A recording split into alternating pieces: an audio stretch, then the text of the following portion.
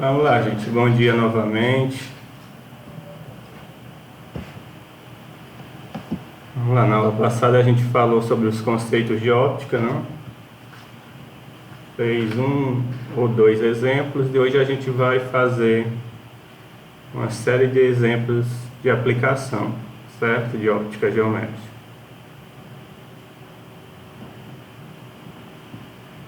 Então vamos lá. Logo mais eu coloco lá no Google Sala de Aula essa lista de exercícios que eu preparei, certo? Mas essas questões aqui eu vou resolver com vocês aqui no Meet. Aí depois que eu coloco uma lista lá como atividade. Estão vendo minha tela? Novamente. Dá pra ver. Pronto. Novamente, qualquer dúvida, pessoal, só ligar o microfone ou digitar aí no chat que a gente comenta. Certo? Então, primeira questão, são todas questões de vestibulares, né? Tem algumas do Enem.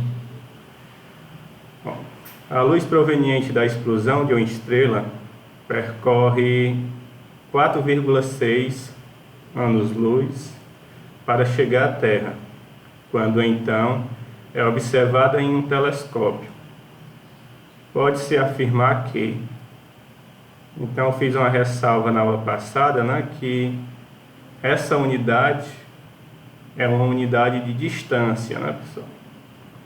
Ano-luz é uma distância. Então, essa questão ela explora exatamente a definição de ano-luz, né? Então, como foi que a gente definiu ano-luz? É a distância que a luz percorre durante um ano. Tá? Isso é a definição de ano-luz.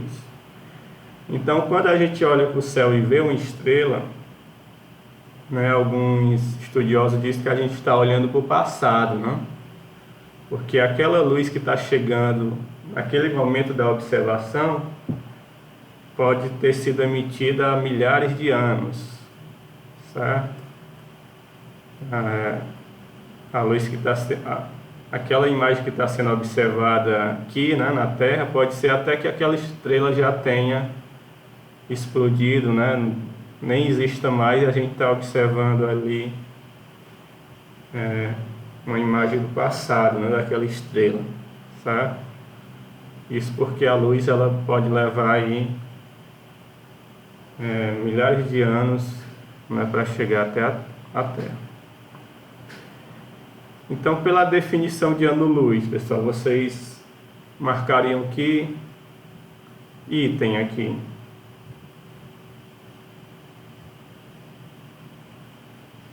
Eu tava entre esse C aí, mas eu acho que um ano-luz é trilhão. Como é? Item C. Eu marcaria C, mas eu acho que um ano-luz equivale a um trilhão, né? De quilômetros. Não, é mais de 1 trilhão.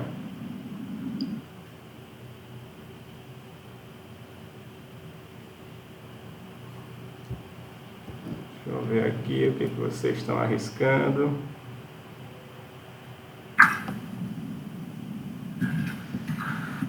A gente pode fazer este cálculo, né? A Bruna está perguntando quanto equivale um ano-luz. Vamos fazer o cálculo, né?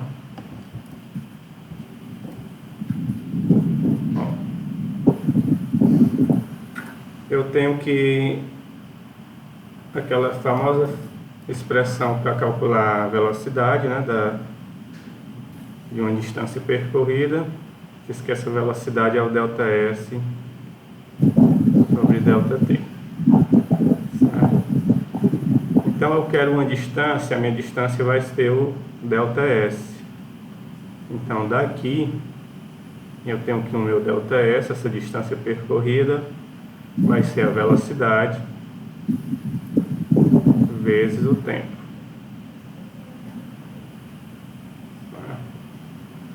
A velocidade da luz a gente conhece, né? 3 vezes 10 elevado a 8 metros por segundo. E o tempo que a luz percorre em um ano Um ano tem 365 dias. Cada dia tem 24 horas. E cada hora tem 3.600 segundos. Então essa vai ser a distância percorrida em um ano, né, pela luz. Certo? Façam essa multiplicaçãozinha aqui.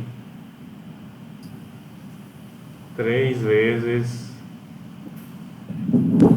365 vezes 24.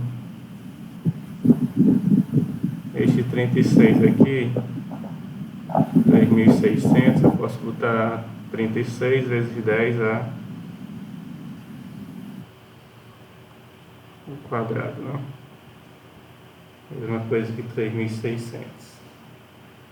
Então faço essa multiplicação aqui.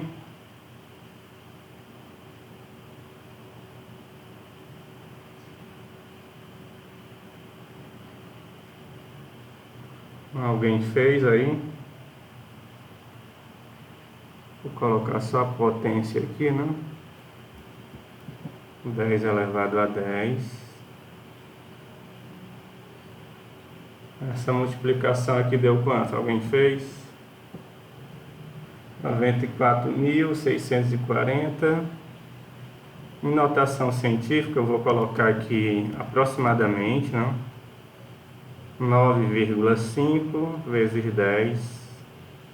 4 casas aqui eu acrescento 10 elevado a 14 metros. Em quilômetro dá 9,5. Quilômetro eu divido aqui por 1000, né? Tiro 3 do expoente elevado a 11 quilômetros. Pronto, essa é a distância que a luz percorre em um ano. Este é um ano-luz, não? Certo? Não, que é só distância de... Eu teria que dividir por 3,6 se fosse uma velocidade, certo? Aqui a gente está calculando a distância. Então isso daqui é a distância que a luz percorre em um ano, não? Pronto, não tem... O item A está dizendo que a estrela estava a 365 mil quilômetros da Terra. Está muito distante de 1000, né, pessoal? É da ordem aqui de trilhão, né?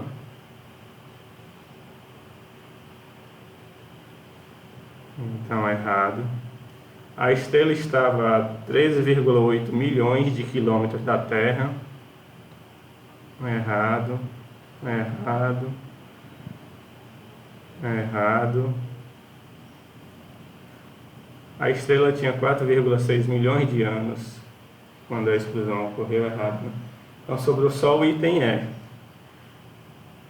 que é exatamente a definição de ano-luz, pessoal. Se eu estou vendo uma estrela, tá? Ele está dizendo que a luz dessa estrela percorre 4,6 anos-luz para chegar à Terra. Quer dizer que aquela emissão de luz que eu estou vendo naquele momento, ela ocorreu há 4,6 anos antes da observação, certo? Então é o item é exatamente a definição de ano-luz, né? Isso a gente está vendo uma visão de algo que nem existe mais, né, aqui na Terra. Bruna pediu para explicar de novo. Vamos lá. Essa conta aqui não era nem necessária, certo, pessoal? Eu só fiz porque alguém perguntou quanto equivale um ano-luz. Então, isso daqui eu só fiz para mostrar quanto equivale este ano-luz. Tá? Vamos lá. Essa distância, né, de aproximadamente 4,5 vezes 10 elevado a 11 quilômetros. Então a questão diz o quê? A luz proveniente de uma explosão de uma estrela percorre 4,6 anos-luz para chegar à Terra. Então, o que é um ano-luz? Pela definição, um ano-luz é a distância percorrida pela luz durante um ano. Distância que a luz percorre durante um ano, certo?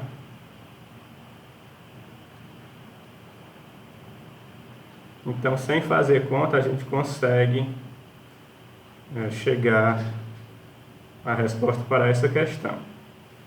O item A está dizendo que a estrela estava a 365 mil quilômetros da Terra, certo? Então, mesmo que você não soubesse a quantos quilômetros estaria a estrela, não? Você poderia eliminar aqui essas várias alternativas, não? A definição de ano-luz está exatamente no item E. Ó. A explosão ocorreu a 4,6 anos-luz antes da observação. Então, se a luz ela percorreu 4,6 anos-luz, então é porque aquela explosão ocorreu há 4,6 anos atrás. Então, isso daqui é a distância que a luz percorreu, né? 4,6 anos-luz. Quanto é isso? Vai ser 4,6 vezes o valor de um ano-luz, que é exatamente o que a gente determinou através da expressão da velocidade. Repetindo aqui. Vamos determinar novamente essa distância, não? A gente tem a expressão de velocidade, que é ΔS, que é uma distância sobre o tempo. Tá? Como a gente quer saber essa distância, a distância, passo ΔT multiplicando, vai ser a velocidade vezes o tempo. Então, vamos encontrar essa distância. Quem é que está percorrendo essa distância com que velocidade? É a luz, né? E a luz, ela tem uma velocidade de 3 vezes 10 elevado a 8 metros por segundo, ou a 5 km por hora. Eu já estou colocando dessa vez em quilômetros, né? Diminuir 3 do expoente para deixar logo em quilômetros. Quilômetros por segundo. E o tempo, eu tenho que pegar o tempo correspondente a um ano. Como eu estou usando aqui em metros, em quilômetro por segundo, eu tenho que usar o tempo de um ano também em segundos. Eu sei que cada ano tem 365 dias, cada dia tem 24 horas e cada hora tem 3.600 segundos. Certo? Em notação científica eu coloquei o 3.600 logo em potência. Então aqui é só multiplicar, né, número com número, potência com potência. Essa multiplicação, 3 vezes 365 vezes 24, deu quanto mesmo, Wesley? Repete aí. 94 mil, né? 560, foi aproximadamente isso, né? Como é que eu tô procurando aqui o carro? Foi aproximadamente isso aqui. A potência, eu vou repetir a base e juntar os expoentes, né? 10 elevado a 7. Em notação científica, eu tenho que colocar uma vírgula aqui para ficar maior ou igual a 1 e menor do que 10. Então, fica aproximadamente 9,5, estou arredondando logo, né? 4 casas aqui, eu tenho que somar 4 aqui. Vezes 10 elevado a 11 quilômetros. Então, essa é a distância percorrida pela luz em um ano. Certo? 9,5 vezes 10 elevado a 11 quilômetros. Então, está na ordem aí de trilhões de quilômetros, né, pessoal? Então, nenhum desses aqui, e eu teria que multiplicar isso daqui ainda por 4,6, né? Hoje eu tenho 4,6 anos, e aqui é só um ano. Então, não tem nenhum um item aqui na ordem de trilhões. Todos esses itens aqui eu poderia anular. Sobrou só o item E que diz que a explosão ocorreu 4,6 anos antes da observação. Então, se a luz percorreu 4,6 anos-luz para chegar até a Terra, porque aquela estrela explodiu há 4,6 anos atrás, não? Só agora que a gente está observando a luz emitida pelaquela explosão.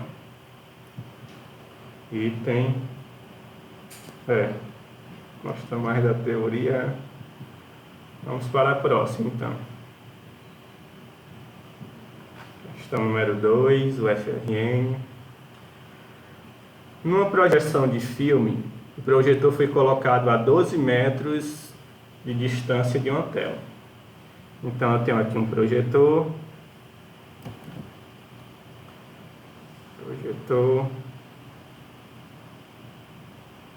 E este projetor foi colocado a 12 metros.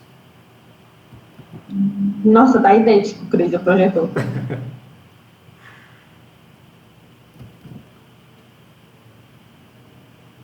Pronto, projetor aqui. Ele foi colocado a 12 metros de uma tela, né? Pronto, tá aqui o projetor, né, pessoal? Eu tenho agora, ele vai ser projetado em uma tela, né? Então, eu tenho aqui essa tela. Apanhando aqui, que este programa que eu mudei para outro, estou apanhando. Pronto. Então, vai ser projetado uma imagem de 3 metros. Tá? E este projetor aqui, ele está a uma distância de 12 metros da tela. Então, tem aqui uma distância que é de 12 metros. E eu vou projetar uma imagem de 3 metros.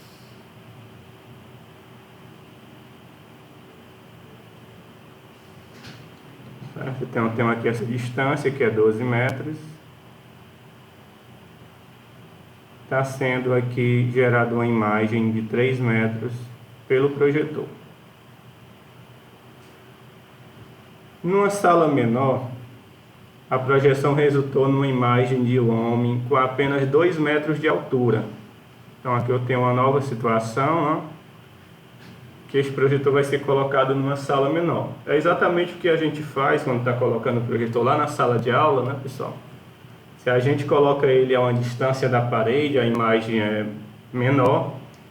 À medida que a gente vai afastando este projetor da parede, né, do local que ele está projetando a imagem vai aumentando também. Por quê?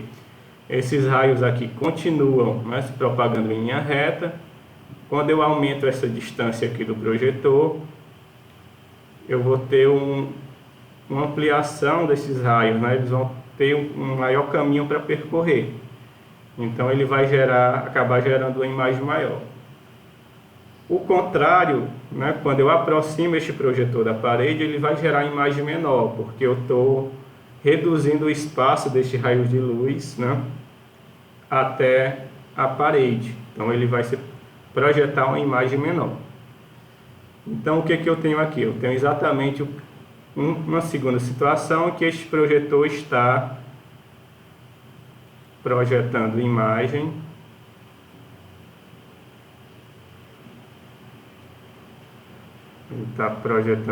em uma sala menor. Então, aqui eu tenho uma distância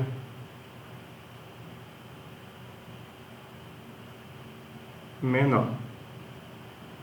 Não sei quanto é essa distância, né? mas eu sei que ele projeta uma imagem agora de 2 metros. Então eu tenho aqui agora 2 metros para a imagem, uma distância da parede que ele não forneceu, né? Aí o que ele quer saber? Nessa nova sala, a distância do projetor em relação à tela era de... Então observe aqui, ó, que eu não mexi no projetor, né? Então esses ângulos aqui de projeção, eles são os mesmos. Projetor, eu não modifiquei nada no projetor. A única coisa que eu tenho diferente agora é essa distância X, que é menor. Eu estou em um ambiente menor, certo? Então o que a gente pode perceber aqui? A gente percebe que eu tenho figuras semelhantes, né? Essa projeção dos raios de luz do projetor na parede está gerando uma imagem. A gente pode ver aqui que eu tenho 2 triângulos que são idênticos, né? Só que em proporções diferentes. Os 2 triângulos são idênticos, só que em proporções diferentes. Então eu posso comparar um com o outro, sempre comparando os mesmos lados, né, pessoal? Então a base deste triângulo, vamos supor que este triângulo aqui, a base dele seja 3 e a altura 12, né? Então vamos comparar os 2 triângulos. A altura deste triângulo 12 está para a altura no triângulo menor, que é o que eu chamei de X, assim como a base do triângulo maior está para a base no triângulo menor. Então, observe aqui, né, para você não errar, ó, tudo que está aqui nessa coluna à esquerda se refere ao triângulo maior, 12 e 3. Tudo que está na coluna à direita se refere ao triângulo menor, X e 2, certo? Então você tem que ter o cuidado para não misturar aqui, né, as dimensões de um triângulo com o outro. Você pode também colocar as informações do triângulo maior aqui no numerador e a do triângulo menor no denominador. Também pode fazer isso. Aqui eu vou dizer que 12 está para X, assim como 3 está para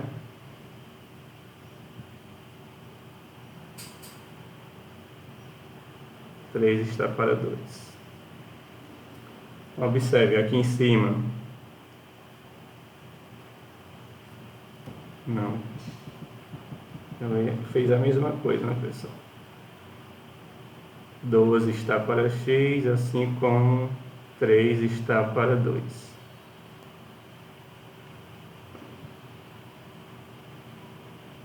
Ó, em cima aqui só do triângulo grande, embaixo se refere às medidas do triângulo menor. Então, ache esses 2 caminhos, certo? Você só não pode colocar aqui, misturar medidas do triângulo grande com o triângulo menor. Então, vamos escolher uma dessas duas, né? Vai dar o mesmo resultado. Então, vamos escolher essa primeira aqui. Agora é só multiplicar meio pelos extremos, né? 3 vezes x igual a 2 vezes 12, que dá 24. Daqui a gente tem que x, então 3 está multiplicando, passa dividindo.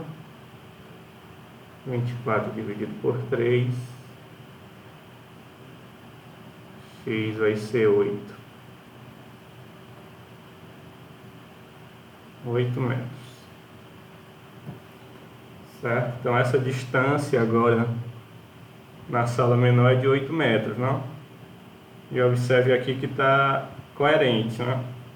diminuiu a altura da imagem projetada, vai diminuir a distância do projetor até a tela, né? Então, coerente. Vamos exportar aqui o item B. Dúvidas aqui, pessoal? Diego, as duas formas dão o mesmo resultado, certo? Ó, foi exatamente o que eu mostrei aqui, né? O Diego está comentando aí nos chats. No primeiro lado, no lado esquerdo, né? Ele colocou só as medidas do triângulo maior, e no lado esquerdo só, no lado direito, né? Só do triângulo menor. Dá o mesmo resultado, certo? Você colocar no numerador também só as unidades do triângulo maior, e no denominador só as unidades do triângulo menor. Isso ocorre exatamente pela propriedade da proporção, né? Então daria os mesmos 8 metros. Pode testar aí que dá o mesmo resultado. Como é Wesley, dá para resolver projeção. Então vamos para a próxima, pessoal.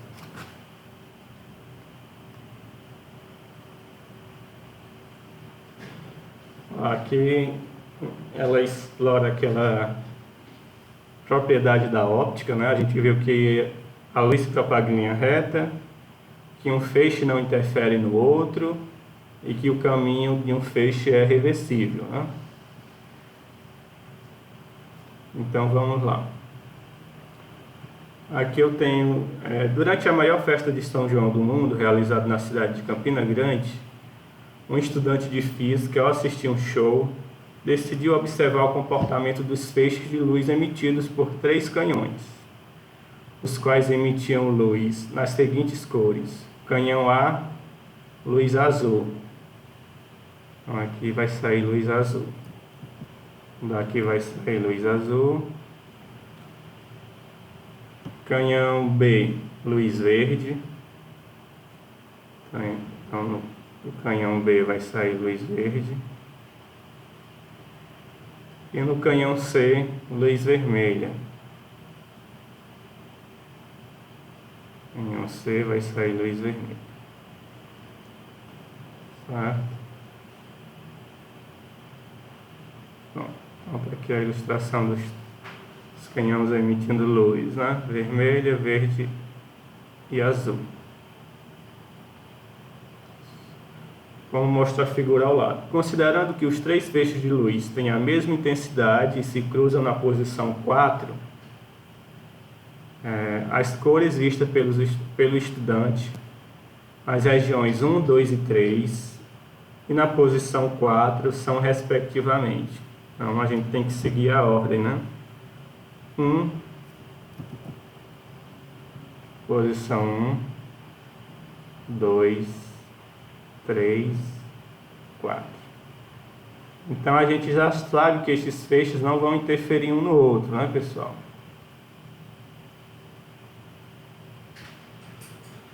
Então o ponto 1 vai chegar a luz de que cor?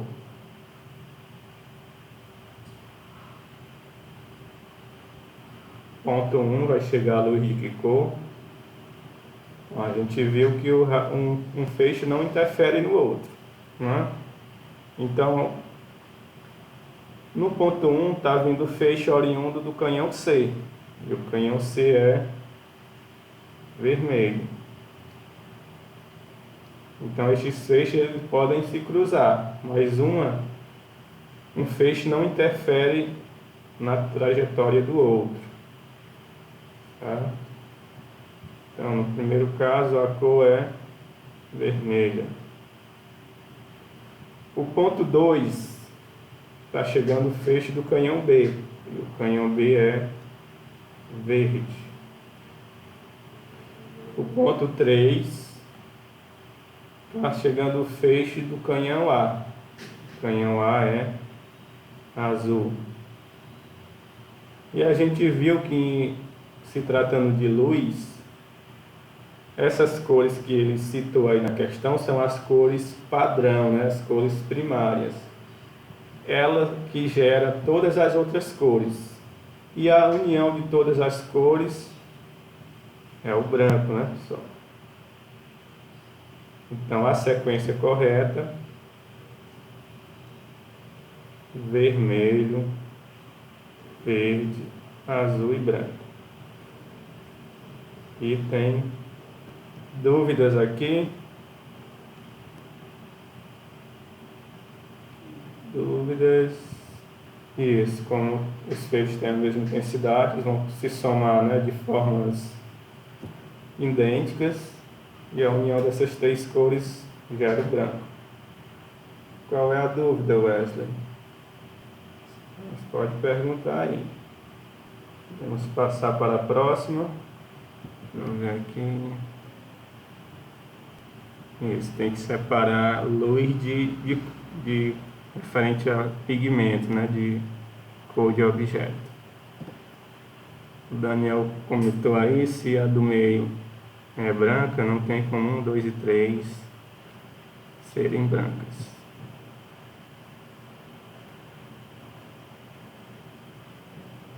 Depende, viu, Daniel? Se esses feixes monocromáticos estiverem na mesma intensidade, vai gerar o branco também.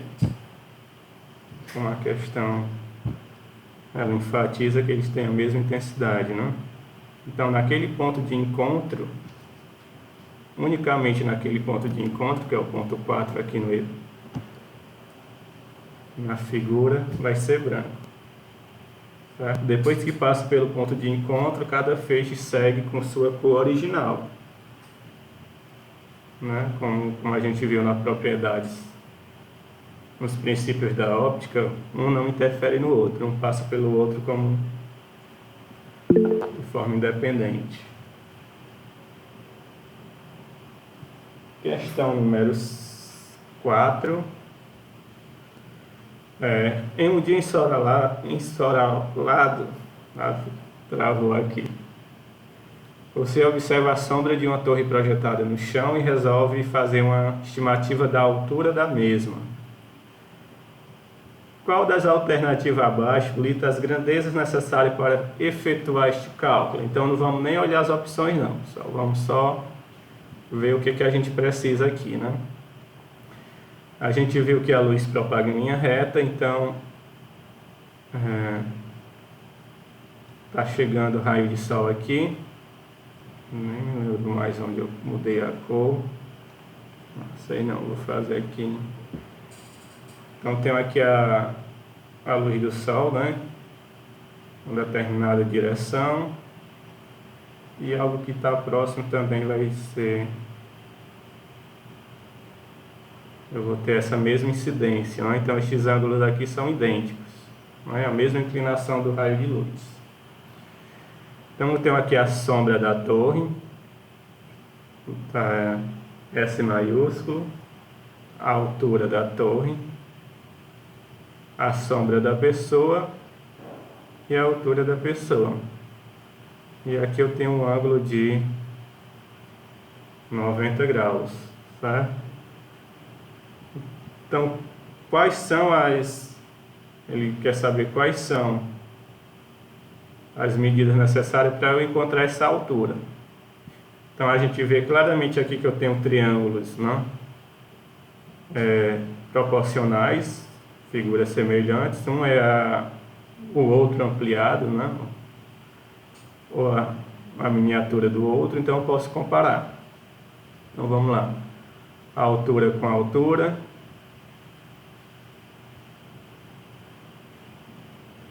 Sombra do maior, sombra do menor. Eu quero encontrar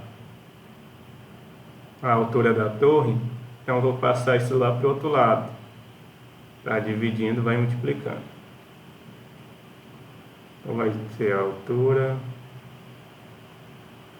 Pronto. Então aqui essa expressão me diz o que eu preciso ter para encontrar o valor da altura da torre. O que eu preciso ter? a altura do sujeito, né? A altura da pessoa.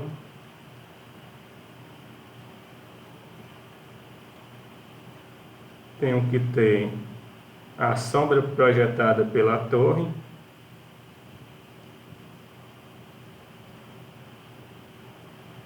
E tenho que ter a sombra projetada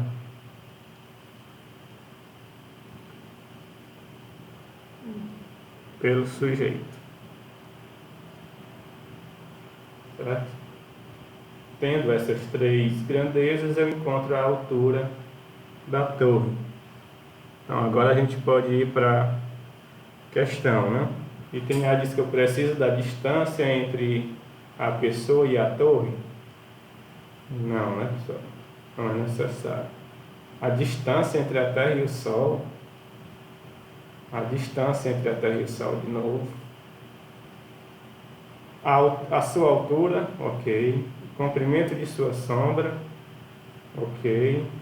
E o comprimento da sombra da torre projetada no chão. Exatamente isso, né? A altura e a sombra da pessoa e a sombra da torre. Com isso eu tenho o que é necessário para encontrar a altura da torre. O item E diz que eu preciso do comprimento de sua sombra projetada no chão, ok. A distância entre a Terra e o Sol. Não, né, pessoal? Então, o item B é o item correto. Dúvidas aqui? Não. Vamos para a próxima, então. Bom, a figura abaixo, F é uma fonte de luz extensa e A um anteparo opaco. Então, aqui, essa parte aqui não deixa passar luz. Pode-se afirmar que 1, 2 e 3 são respectivamente regiões de...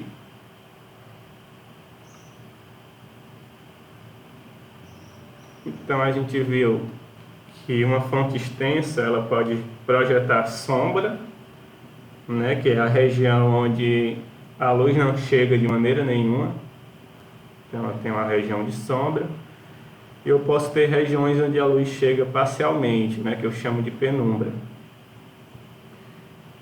Então ele quer que a gente identifique aqui 1, 2 e 3, né? É sombra ou penumbra. Então o que eu tenho na região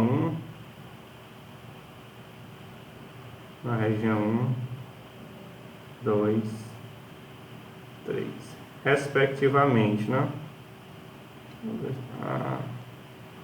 Entendi. E aí, pessoal, vocês acham que é qual? C? O Diego está dizendo que é C. Ó, pessoal, essa região 2, né, esses raios que são traçados, que é como se fosse a projeção dos feixes de luz, o raio de luz, não chega de maneira alguma, né? Então, a ausência de luz a gente chama de sombra, certo? Então nessa parte aqui eu vou ter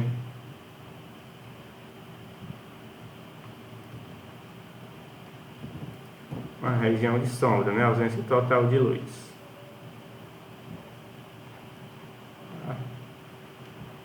Então no meio aqui eu já sei que é sombra. Então já posso eliminar o item C e o item E. E 1 e 2 não pode ser diferente, né, pessoal? 1 e 2 eles têm que ter a mesma definição, certo? Então aqui eu tenho definições diferentes para a região 1 e 2. Está dizendo que na região 1 é sombra e na 2 é penumbra. O item B também, né? Está dizendo que na região 1 é penumbra e na região 3 é sombra. Então, só por eliminação eu consigo chegar ao meu item correto, né? Penumbra, sombra e penumbra. Então, tanto na região 1 quanto na região 3, a luz chega, mas chega parcialmente, né? Eu tenho aqui vários raios de luz sendo barrado por o objeto, pelo corpo opaco, né? Aquele corpo que não deixa passar luz.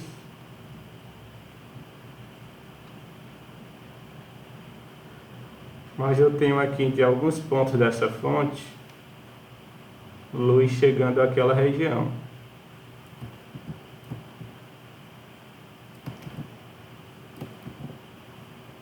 Se você pegar aqui um ponto aqui nessa parte, ó, você vê que a luz consegue chegar lá parcialmente. Ó. Mesma coisa aqui nessa parte 3. Você pegar um ponto aqui, a luz chega lá na região 3, ó. Parcialmente, né? Porque eu tenho aqui regiões, né, dessa fonte sendo barrada pelo corpo opaco, aquele corpo que não deixa passar a luz. Então tem uma região de ausência total de luz, que eu chamo de sombra, e as outras regiões a luz chega parcialmente. Então aqui é penumbra, sombra e penumbra, certo?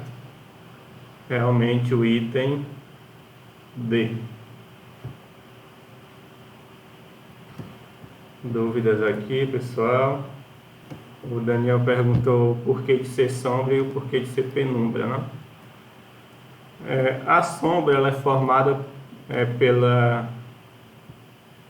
um corpo opaco, né, que não deixa passar a luz.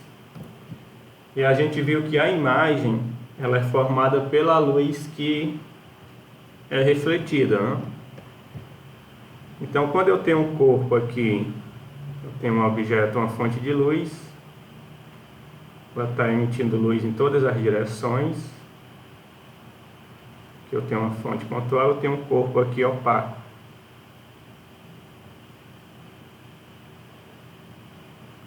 O corpo não deixa passar luz. Então essa luz que está sendo barrada, ela não chega lá após esse objeto, não? E como essa luz não chega,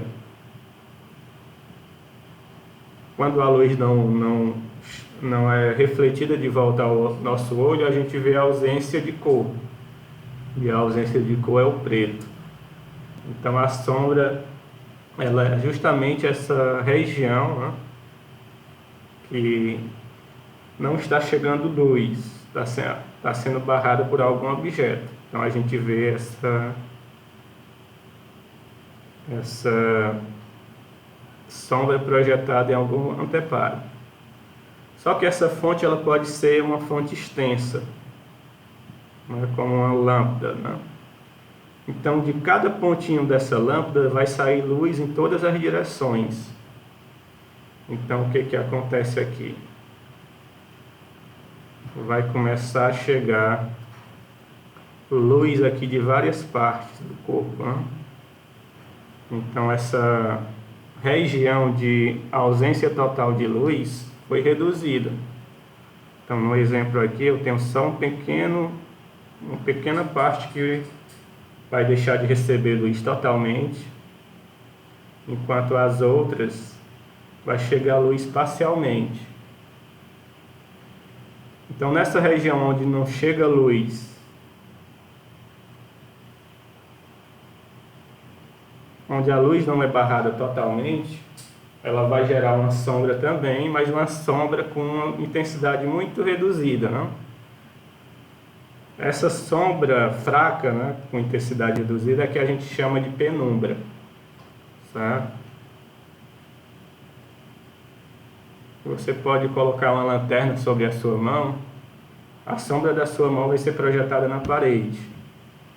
E se você pegar duas fontes de luz, né, duas lanternas ou dois celulares, liga lá a lanterna do celular, você vai ver uma região mais escura, né, da projeção da sua mão, em torno dessa sombra vai aparecer uma sombra mais fraca que é a penumbra, né?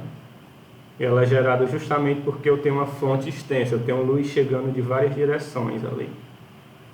Então eu vou ter essa região de ausência total, mas eu vou ter uma região onde a luz é barrada, mas não totalmente. Então vai gerar essa sombra que a gente chama de penumbra. Sombra com intensidade reduzida, né? Essa é a diferença. Certo? Vamos para a próxima. Pinhole, do inglês, buraco de agulha, é uma câmera fotográfica que não dispõe de lentes. É aquele mecanismo que eu falei, né, pessoal? Câmera escura.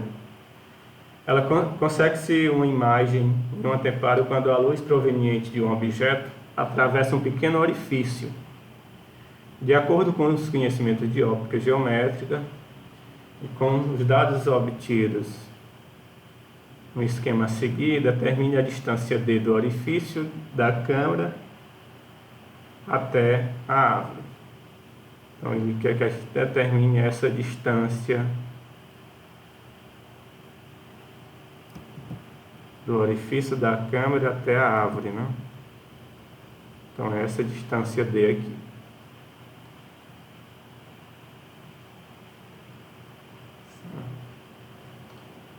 Então, se você observar, eu tenho dois triângulos idênticos aqui, né? Este ângulo gerado por retas concorrentes são idênticos.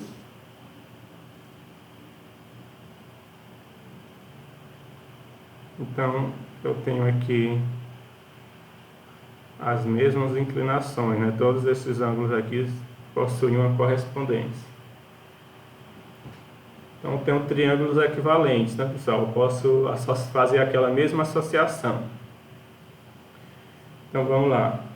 Fazer de conta que esses triângulos aqui estão na horizontal estejam em pé, né? Então, aqui eu teria a altura deste triângulo maior e aqui a altura do triângulo menor. Então, posso comparar a altura com a altura, a base com a base nesses triângulos. Então vamos lá, 20 metros, né? Vai estar para 5 centímetros, base com base, assim como D, essa distância maior, né? Entre o orifício da caixa e a árvore vai estar para a distância menor, que é 10 centímetros. Por que eu não transformei este 20 metros em centímetros? Poderia ter feito? Sim, mas só iria me custar mais tempo, né? Porque eu tenho aqui duas unidades em centímetros. Centímetro vai cancelar com centímetro e eu vou ter a resposta em metros. Exatamente o que a gente quer. Tá? É só multiplicar meio pelos extremos, 5 vezes D, 20 vezes 10. Então D vai ser 20 vezes 10, 200, né? E o 5 que está multiplicando passa dividindo. Quanto é 200 dividido por 5? 20 dividido por 5 dá 4. Então aqui eu vou ter a distância de 40 metros. Item C, né? Certo, pessoal? Você vê aqui claramente, ó. Você poderia fazer essa questão sem fazer conta nenhuma, né? Só por lógica. A altura da imagem em relação ao objeto, se você pegasse aqui na mesma unidade, né? Vamos supor que tivesse a mesma unidade aqui, 20 é 4 vezes 5. certo? Então, eu tenho aqui uma ampliação por 4. Não estou olhando aqui a unidade, centímetro e metro, certo, pessoal? Mais 20 eu sei que é 4 vezes 5. Então, essa distância também tem que ser 4 vezes a distância do menor.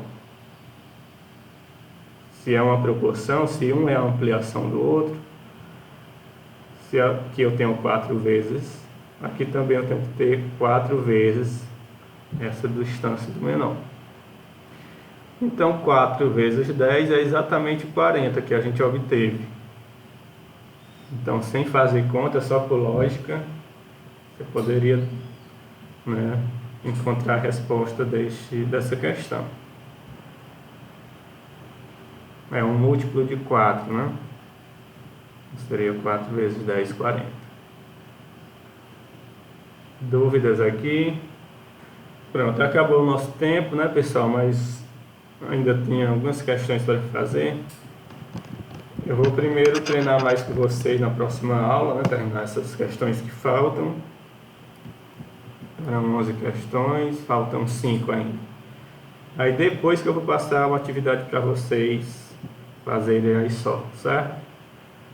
Então, por hoje era isso. O pessoal aí que ficou com nota abaixo de 6, eu já coloquei a atividade de recuperação paralela, certo? Lá no Google Sala de Aula. Direcionei só mesmo para quem ficou, nota baixa. Na próxima aula a gente continua, pessoal. A gente encerra essa parte de introdução à óptica geométrica. Eu passo uma lista para vocês, certo? Para a gente continuar o assunto do terceiro ano mesmo, né? Que é eletricidade e magnetismo. Um bom final de dia aí para vocês e até a próxima semana. Eu vou colocar a lista completa lá no Google Sala de Aula, quem quiser ir antecipando, né? Na próxima aula só vai conferindo se acertou as questões. Tchau, tchau.